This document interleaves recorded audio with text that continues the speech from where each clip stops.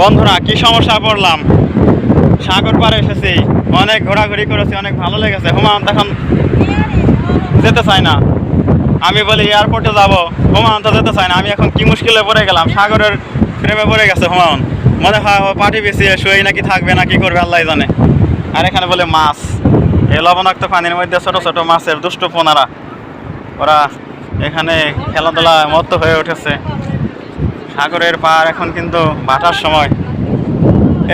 রোদের ছটা কিভাবে চারদিকে একেবারে দোলা লাগিয়ে দিয়ে গেল। এই সূর্যটা মুখ ঢেকেছিল মেঘের ওড়নায়, মুখ ঢেকেছিল, এখন সূর্যটা কিন্তু মেঘের ওড়না সরিয়ে দিয়ে একেবারে মিষ্টি হাসি দিয়ে সাগর পাড়টাকে আলোড়িত করে গেল। ওই যে ঘোর শোয়ার ব্যক্তি প্যাসেঞ্জার পাওয়ার অপেক্ষায় রয়েছে, আর কেউ কেউ ওই যে বেল্ট নিয়ে পানিতে দৌড়ে গিয়ে নামছে। এখান থেকে হুমায়ুনের তো যেতে মন চায় না, আমার তো যেতে হবে কক্সবাজার।